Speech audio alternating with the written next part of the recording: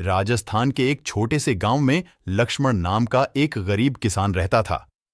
लक्ष्मण की मेहनत और ईमानदारी की वजह से उसे गांव में सब लोग बहुत पसंद करते थे। उसके पास थोड़ी सी जमीन थी जिस पर वह सब्जियां उगाया करता था। उसकी पत्नी सीता और दो बच्चे राजू और रानी भी उसका हाथ बंटाते थे। एक दिन लक्ष्मण खेतों में काम कर रहा था कि उसे जमीन में कुछ चमकती हुई चीज दिखी। जब उसने ध्यान से देखा तो वह एक सोने का सिक्का था। लक्ष्मण बहुत खुश हुआ, लेकिन उसने सोचा कि यह सिक्का शायद किसी गांव वाले का हो। वह सिक्का लेकर गांव के मुखिया के पास गया और सारी बात बताई। मुखिया ने गांव वालों को इकट्ठा किया और सिक्के के मालिक का पता लगाने की कोशिश की, लेकिन किसी ने दावा नहीं किया। तब मुखिया ने कहा, लक्ष्मण, यह सिक्का तुम्हारा ही है। यह तुम्हारी ईमानदारी का फल है। लक्ष्मण ने वह सिक्का अपने बच्चों की शिक्षा के लिए बचा लिया।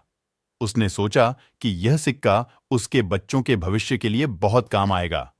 वह हमेशा बच्चों को सच्चाई और ईमानदारी की शिक्षा देता था। समय बीतता गया। लक्ष्मण का बड़ा बेटा राजू पढ़ लिखकर एक अच्छा इंजीनियर बन गया। वह शहर में काम करने लगा और अच्छे पैसे कमाने लगा। लक्ष्मण और उसकी पत्नी बहुत खुश थे कि उनकी मेहनत और ईमानदारी का फल अब दिखने लगा था। एक दिन गांव में एक बड़ा संकट आ गया। वहां पानी की भारी कमी हो गई और लोग पानी के लिए तरसने लगे। लक्ष्मण ने अपने बेटे राजू को यह बात बताई। राजू ने तुरंत अपनी कंपनी के मालिक से बात की और गांव के लिए एक नया पानी का पंप लगवाया। गांव में फिर से खुशहाली लौट आई। लोग लक्ष्मण और उसके बेटे की बहुत तारीफ करने लगे।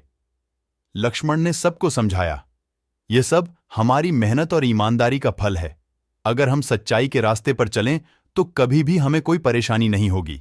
गांव में लक्ष्मण की इज्जत और भी बढ़ गई। उसकी कहानी हर किसी के लिए प्रेरणा बन गई।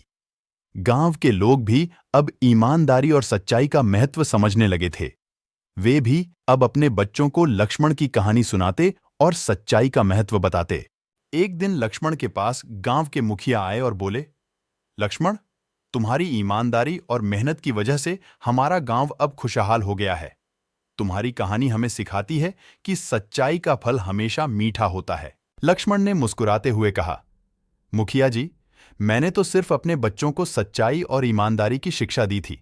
यह सब भगवान की कृपा है। मुखिया ने लक्ष्मण को गांव का सबसे प्रतिष्ठित व्यक्ति घोषित किया और उसे गांव की पंचायत का सदस्य बना दिया। अब लक्ष्मण गांव के फैसले लेने में भी महत्वपूर्ण भूमिका निभाने लगा।